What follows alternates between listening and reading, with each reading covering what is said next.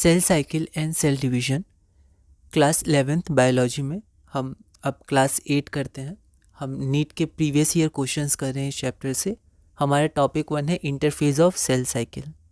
इस वीडियो में हम लोग 3 क्वेश्चन करेंगे, क्वेश्चन नंबर 19, 20 और 21, और उसके बाद अगली वीडियो से हम लोग मेटाफेज से कंटिन्यू करेंगे ब्रीफ स्टडी। क्वेश्चन नंबर 19 है जो 2009 में आया हुआ है। Given below is a schematic breakup of phases और स्टेजेस ऑफ सेल साइकिल। तो यहाँ पर आप देख सकते हैं कि यहाँ पर ये सेल साइकिल दिखाया है, ये इंटरफेज है, ये माइटोसिस फेज है, उसमें कुछ डिवीजन किए हुए हैं, ठीक है। और यहाँ पर सेल ब्रेक हो गया 2 में और दोबारा आपका ऐसे सेल साइकिल कंटिन्यू हुआ, ठीक है। तो यहाँ पर कुछ फेजेस के नाम आपको मतलब लेटर से दिए हुए हैं, D, A, B, C। तो given below is a schematic breakup of the phases या stages of cell cycle. Which one of the following is correct indication of the stage phase in the cell cycle. तो यहाँ पर C कौन सा represent कर रहा है? तो ऑप्शन में दिया है C कैरियोकाइनेसिस है, D हमारा सिंथेटिक फेज है, और A हमारा साइटोकाइनेसिस है, और B मेटाफेज है।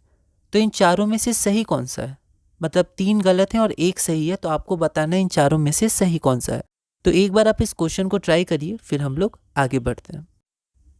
तो यहाँ पर अगर हम लोग देखेंगे तो यहाँ पर देखिए, यहाँ पर जो हमारा ये फेज़ है, तो ये तो हो गया माइटोसिस फेज़, ठीक है। तो ये क्या बचा? ये एम फेज़ हो गया, तो ये इंटरफेज़ बचा।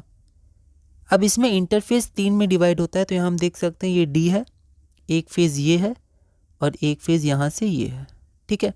तो हमें पता है G1 सिंथेटिक और G2 होता है। तो ये फेज़ क्या हो गया? G1 फेज़ या गैप 1 फेज़, ये सिंथेटिक फेज़, और ये गैप 2 फेज़। अब अगर हम लोग माइटोसिस में देखें तो उसमें 2 फेज़ होता है, एक कैरियोकाइनेसिस होता है, एक साइटोकाइनेसिस होता है। स्टार्ट होता है एम फेज़ कैरियोकाइनेसिस से और एंड होता है साइटोकाइनेसिस से, है ना। और कैरियोकाइनेसिस में 4 फेजेस होते हैं जो यहाँ रिप्रेजेंटेड है। तो इनमें से ये हो जाएगा पहला प्रोफेज, उसके बाद मेटाफेज, उसके बाद एनाफेज, और उसके बाद टेलोफेज, ठीक है। तो ए हमारा हो जाएगा कैरियोकाइनेसिस, और सी हमारा हो जाएगा साइटोकाइनेसिस, और कैरियोकाइनेसिस में 4 पार्ट्स होते हैं, तो वो हमारे चारों ये हो जाएंगे। तो बी थर्ड पार्ट है, तो बी हो जाएगा आपका एनाफेज। तो यहाँ पर बी मेटाफेज दिया है, गलत है। ए हमारा कैरियोकाइनेसिस है, साइटोकाइनेसिस दिया है, गलत है। सी है साइटोकाइनेसिस, पर वो कैरियोकाइनेसिस दिया है, गलत है। बचा क्या? डी सिंथेटिक फेज, जो हमारा सही है। तो ऑप्शन हमारा हो जाएगा बी, डी क्या है? सिंथेटिक फेज है। तो यहाँ पर आप देखिए सेल साइकिल है, यहाँ पर मैंने सब रिप्रेजेंट कर दिया है, सी साइटोकाइनेसिस, और ये 4 फेज एनाफेज, टेलोफेज, प्रोफेज और मेटाफेज।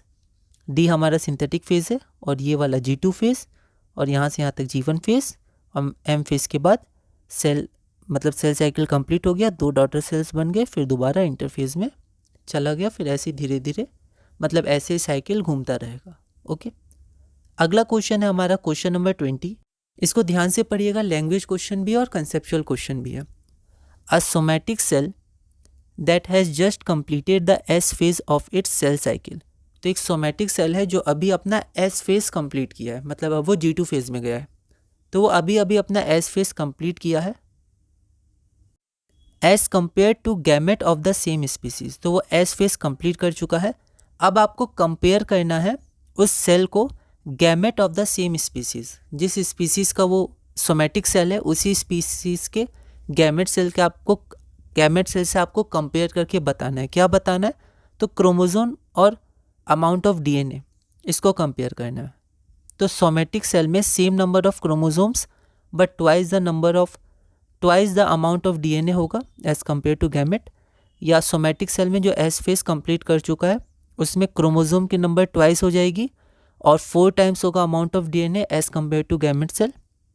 या 4 times the number of chromosomes and twice the amount of DNA, या फिर twice the number of chromosome and twice the amount of DNA। अच्छा क्वेश्चन है, या क्वेश्चन नीट 2015 में पूछा गया था। एक बार आप इस क्वेश्चन को ट्राई करिए, फिर हम लोग आगे बढ़ते हैं। तो इस क्वेश्चन से पहले हम लोग कुछ बेसिक इन्फॉर्मेशन लेते हैं। जैसे यहाँ पर 2 तरह के सेल होते हैं, एक हैप्लॉइड सेल, एक डाइप्लॉइड सेल, ठीक है।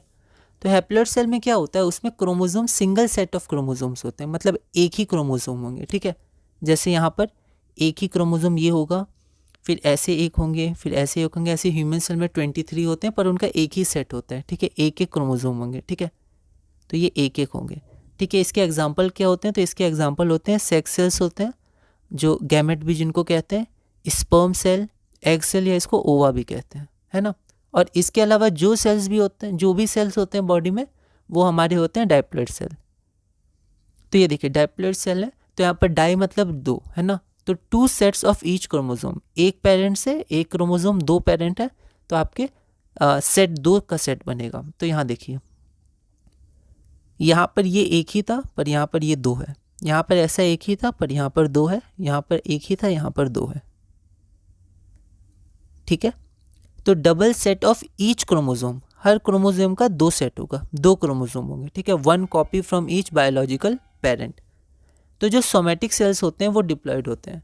डाइप्लॉयड सेल कौन होते हैं, सोमैटिक सेल्स। सोमैटिक सेल्स मतलब गैमेट को छोड़ के जितने भी सेल होते हैं मल्टी सेलुलर ऑर्गेनिजम्स में, वो डाइप्लॉयड सेल्स होते हैं। तो यहाँ पर सोमैटिक सेल पूछा गया है, मतलब डाइप्लॉयड सेल के बारे में पूछा गया है, ठीक है। अब ह्यूमंस में क्या होते हैं, वो n की वैल्यू 23 होती है, ओके। जैसे हैप्लॉयड सेल को n से रिप्रेजेंट करते हैं, यहाँ n की वैल्यू 23 होती है, मतलब ऐसे 23 होंगे पर एक में एक ही सेट होगा, एक क्रोमोसोम एक ही नंबर होगा। और डाइप्लॉयड में 2n होगा, मतलब 2 टाइम्स 23 46 क्रोमोसोम्स, है ना। तो ह्यूमंस में 46 क्रोमोसोम्स होते हैं डाइप्लॉयड सेल्स में, क्योंकि 2-2 होते हैं इसमें, ठीक है, एक में एक क्रोमोसोम 2 नंबर होता है, तो यहाँ पर डबल सेट होता है, ठीक है। तो ह्यूमंस में जो n इक्वल टू 23 होते हैं हैप्लॉयड सेल के बारे में है, और जब 2n है तो 46 क्रोमोसोम या डाइप्लॉयड सेल्स के बारे में है, ओके। अब हम लोग देखते हैं क्वेश्चन क्या बोल रहा है। तो क्वेश्चन में जीवन फेज, तो जीवन फेज में डाइप्लॉयड सेल और हैप्लॉयड सेल, ओके, या गैमेट इसको बोल सकते हैं। डाइप्लॉयड सेल में क्रोमोसोम्स कितने होंगे, तो 2n होगा, और डीएनए क्या होता है, 2c होता है, 2 टाइम्स क्रोमोसोम, क्योंकि 2 क्रोमोसोम होता है तो 2c लिखा गया है। और डीएनए में एक क्रोमोसोम का एक ही होता है सेट, तो अब 1c या फिर सिर्फ c लिखा गया है। तो क्रोमोसोम n होते हैं इसमें, और इसमें 2n होते हैं, ठीक है। और डीएनए 2c होता है, इसमें डीएनए सिर्फ c होता है, ठीक है। अब ये तो जीवन फेज हुआ, जीवन में रेप्लिकेशन नहीं होता है, पर क्वेश्चन में पूछा गया एस फेज।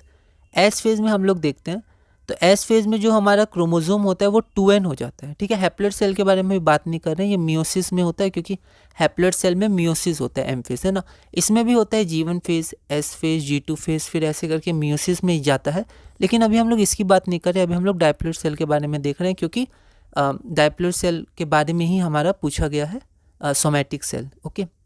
तो ये क्रोमोसोम हो गया 2n, और ये डीएनए हो गया 4c, क्योंकि डीएनए क्या होता है, मल्टीप्लाई कर जाता है एस फेज में, रेप्लिकेट हो गया। क्रोमोसोम क्या होता है, क्रोमोसोम उतना ही रहता है, ठीक है। तो अगर डाइप्लॉयड सेल के बारे में देखें तो 2n हो गया, डीएनए 4c, है ना। हैप्लॉयड सेल के बारे में आप देख सकते हैं, यहाँ पर मैं सिर्फ डाइप्लॉयड सेल के बारे में बोल रहा हूँ। अब यहाँ पर हमें कंपेयर करना है, किसको, गैमेट को कंपेयर करना है, हैप्लॉयड सेल, और आपका डाइप्लॉयड सेल को कंपेयर करना है जो एस फेज से गुजर चुका है। तो करते हैं। तो देखिए क्रोमोसोम हमारे पास कितना है, 2n है एस फेज में, और हैप्लॉयड में सिर्फ n है, ठीक है। क्योंकि हैप्लॉयड के बारे में तो बोला नहीं है कि वो भी सेल डिवीजन कर रहा है, तो हम लोग उसको इनिशियली लेंगे। तो क्रोमोसोम हमारा n हो गया, और वो मायोसिस से करता है सेल डिवीजन, और जो सोमैटिक सेल्स होते हैं, डाइप्लॉयड सेल्स होते हैं, वो माइटोसिस से करते हैं, है ना। तो यहाँ देखिए क्रोमोसोम एस फेज के बाद कितना है, 2n है, और गैमेट कितना है, n है, ठीक है। उसी तरह जो डीएनए हमारा है वो 4c हो गया एस फेज के बाद, पर गैमेट में या हैप्लॉयड सेल में सिर्फ c है। तो आप देख सकते हैं डीएनए 4 टाइम्स हो गया है, और आपका क्रोमोसोम्स 2 टाइम्स है, ठीक है, क्योंकि क्रोमोसोम्स तो बढ़ता घटता नहीं, वो तो शुरू से ही 2 टाइम्स था, पर जो आपका डीएनए है वो 4 टाइम्स हो जाएगा, ठीक है। अगर जीवन फेज से कंपेयर करते तो 2 टाइम्स हो जाता, लेकिन यहाँ पर हम लोग हैप्लॉयड से कंपेयर करें तो वहाँ पर 4 टाइम्स हो जाएगा, ठीक है। तो a somatic cell which has just completed S phase, तो डीएनए 4c है, यहाँ देख सकते हैं आप। और क्रोमोसोम कितना है, तो क्रोमोसोम हमारा 2c है, ठीक है। लेकिन गैमेट में जो डीएनए है वो 1c या c है, और क्रोमोसोम n है। तो कंपेयर करिए, डीएनए 4 टाइम्स हो गया और क्रोमोसोम 2 टाइम्स। तो यहाँ पर आप लैंग्वेज लिख सकते हैं, तो ये हो जाएगा twice the number of chromosomes and 4 times the amount of DNA, जो हमारा रिक्वायर्ड आंसर होगा, ठीक है। तो यहाँ हम देख लेते हैं कौन सा ऑप्शन है, twice the number of chromosomes and 4 times the amount of DNA, option number B, ठीक है। अगला क्वेश्चन और हमारा लास्ट क्वेश्चन है question number 21। The fruit fly has 8 chromosomes.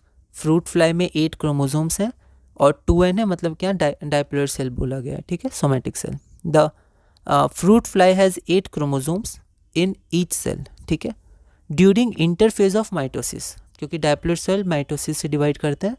During the interphase of mitosis if the number of chromosomes at G1 phase is 8। तो अगर mitosis में number of chromosomes G1 phase में 8 हैं, what would be the number of chromosome after S phase. तो G1 phase में आपके 8 chromosomes हैं, तो S फेज में आफ्टर S फेज, तो S फेज के बाद कितने क्रोमोसोम्स हो जाएंगे। यह क्वेश्चन नीट 2021 में पूछा गया है। 4 ऑप्शन है आपके पास, एक बार आप इस क्वेश्चन को ट्राई करिए, फिर हम लोग आगे बढ़ते हैं। तो ऐसे क्वेश्चंस में हमें ध्यान देना है, क्योंकि ये बहुत ही बेसिक क्वेश्चन है और इम्पॉर्टेंट क्वेश्चन है, जनरली पूछा जाता है, NCERT में भी दिया हुआ है, मतलब इसका कॉन्सेप्ट दिया हुआ है, ठीक है। तो यहाँ पर क्या है, हम लोग डायरेक्ट ऐसा नहीं कि एस फेज में रेप्लिकेशन होता है 2 टाइम्स हो जाएगा तो 16, नहीं, पहले देखेंगे किसका रेप्लिकेशन होता है, DNA का रेप्लिकेशन होता है। पर अगर आप ध्यान दीजिएगा तो क्रोमोसोम्स के बारे में पूछा गया है, क्रोमोसोम्स का रेप्लिकेशन नहीं होता है, क्रोमोसोम्स उतने ही रहते हैं। तो अगर G1 में 8 है तो आपका एस फेज के बाद भी 8 होगा, तो आपका आंसर 8 हो जाएगा, है ना। हमने यहाँ भी देखा था कि क्रोमोसोम्स आपके 2n ही रहते हैं, जैसे यहाँ 2n था और G1 में भी देखिए आपका 2n ही था, तो क्रोमोसोम सेम रहते हैं, तो आपका आंसर 8 हो जाएगा। जल्दबाजी में हो सकता है 16 कर सकते हैं, लेकिन हमें ध्यान रखना है, क्वेश्चन को बहुत ही ध्यान से पढ़ना है, ठीक है। ईजी भी क्वेश्चन लगे पर फिर भी बहुत ध्यान से हम लोग को एक एक टर्म देखना है। यहाँ देखिए, फ्रूट फ्लाई यूकैरियोट होता है, ठीक है, यूकैरियोटिक सेल होते हैं उसमें। फ्रूट फ्लाई नाम क्यों पड़ा, तो हम देखते हैं कि जो फ्रूट हैं वो सड़ जाते हैं, रॉट हो जाते हैं, बहुत ज़्यादा राइपन हो जाते हैं, तो उनमें कुछ मक्खियाँ उड़ने सी लगती हैं, है ना, तो उनको फ्रूट फ्लाई कहते हैं, ओके। तो they have a strong attraction, ठीक है, एफिनिटी होती है, स्ट्रॉन्ग अट्रैक्शन होता है उनका राइपनिंग और रॉटिंग फ्रूट्स में, ठीक है। तो वहाँ वो लोग अपने एग्स को ले करते हैं और फिर वहाँ से वो उसके पास आ जाते हैं, मतलब जो राइपन और रॉटिंग फ्रूट्स होते हैं, ठीक है, उनके पास ही आ जाते हैं। तो यहाँ पर G1 फेज, तो G1 फेज में हमारा 8 क्रोमोसोम्स है फ्रूट फ्लाई का, तो S फेज के बाद भी 8 क्रोमोसोम्स ही रहेगा, माइटोसिस है, ठीक है। Number of chromosomes remain the same in mitosis, तो नंबर ऑफ क्रोमोसोम हमारा क्या होता है, सेम रहता है, ठीक है। तो ये हमारा लेवल 2 भी पूरा हुआ, और इसके और मिसलेनियस क्वेश्चंस होंगे वो हम लोग बाद में करेंगे। तो अब अगली वीडियो में हम लोग मेटाफेज शुरू करेंगे। प्रोफेज का ब्रीफ में हमने पढ़ा था, इसी तरह मेटाफेज को, एनाफेज को, टेलाफेज को और टेलोफेज को, और हम लोग साइटोकाइनेसिस को ब्रीफ में पढ़ेंगे। फिर हम लोग सेकेंड टॉपिक माइटोसिस फेज जो M फेज है उसके क्वेश्चंस करेंगे लेवल 1 और लेवल 2 के, ठीक है। और धीरे धीरे फिर हम लोग अपने अगले टॉपिक मियोसिस में जाएंगे, फिर उसके क्वेश्चंस करेंगे और धीरे धीरे हम लोग इस चैप्टर को पूरा करेंगे। तो इस वीडियो में हमने क्वेश्चन नंबर 21 तक कंप्लीट किया। अगली वीडियो में हम लोग मेटाफेज से ब्रीफ डिस्कशन कंटिन्यू करेंगे और धीरे धीरे इस चैप्टर में आगे बढ़ेंगे।